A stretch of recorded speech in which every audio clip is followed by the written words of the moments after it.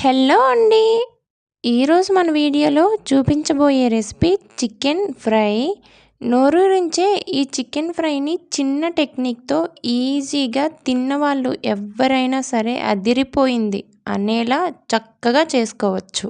మరి ఇంత సాఫ్ట్‌గా, గ్రేవీగా చేసుకునే ఈ చికెన్ ఫ్రై ఎలా చేయాలో చెప్పే ముందు మన ఛానల్‌ని ఎవరైనా ఫస్ట్ టైం చూసినట్లయితే సబ్స్క్రైబ్ చేసుకోండి.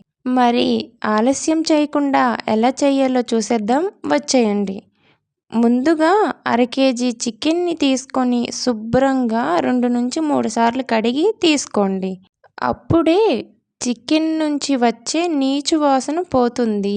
అలాగే మనం చేసేది చికెన్ ఫ్రై కాబట్టి చికెన్ మీడియం సైజులోనే ముక్కలుగా చేసి తీసుకోండి. అప్పుడే చికెన్ బాగా ఫ్రై అవుతుంది. ఇప్పుడు ఇలా తీసుకున్న చికెన్లో ఒక బద్ద నిమ్మరసం, ఒక స్పూన్ సాల్ట్ వేసుకోండి. వీటిని ముక్కలకు పట్టేలా ప్రెస్ చేస్తూ 3-4 నిమిషాలు కలుపుకోండి. ఇలా కలుపుకున్న చికెన్ని కనీసం గంట పాటు అయినా నాననివ్వండి. మీకు టైం ఉన్నట్లయితే 2 గంటల తరువాత అయినా చేసుకోవచ్చు.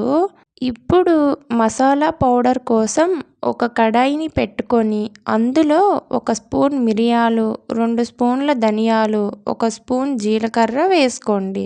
వీటిని 2-3 నిమిషాల పాటు ఫ్రై చేసుకొని చల్లారాక మిక్సీ గిన్నెలో వేసుకొని మెత్తని పొడిలా చేసుకొని పక్కన పెట్టుకోండి. 1 గంట తరువాత మిగిలిన ప్రాసెస్ చూపిస్తున్నాను.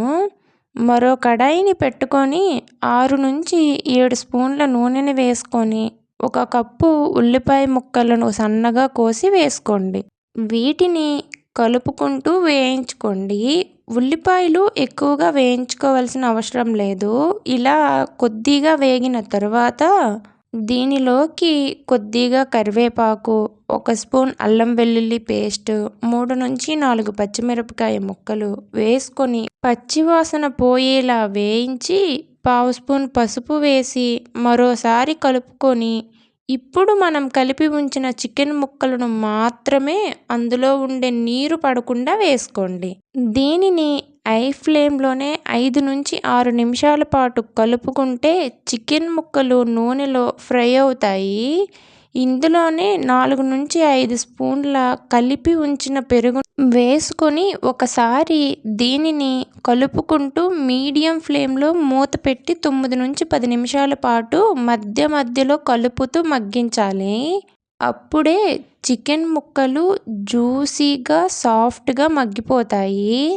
10 నిమిషాల తరువాత మూత తీసి మరోసారి కలిపి ఇందులోకి గ్రైండ్ చేసిన మసాలా పొడి, 1 స్పూన్ కారం, అలాగే టేస్ట్ను చూసి ముందుగా వేసిన సాల్ట్ను చూసుకొని వేసుకోండి. ఇలా వేసుకున్నాక వీటన్నిటిని మరో 3-4 నిమిషాలు కలుపుకోండి. మీకు జ్యూసీగా ఉండాలి అనుకుంటే ఇలా ఉన్నప్పుడే స్టవ్ ఆఫ్ చేసుకోండి. లాస్ట్లో కొద్దిగా కొత్తిమీర వేసుకొని కలుపుకోండి. అంతే అండి, అద్దిరిపోయే మన చికెన్ ఫ్రై రెడీ. వీడియో నచ్చినట్లయితే లైక్ చేసి మీరు ఒకసారి ట్రై చేసి ఎలా వచ్చిందో కామెంట్ చేసేయండి. అలాగే మీ ఫ్రెండ్స్ అండ్ ఫ్యామిలీ మెంబర్స్కి షేర్ చేసేయండి.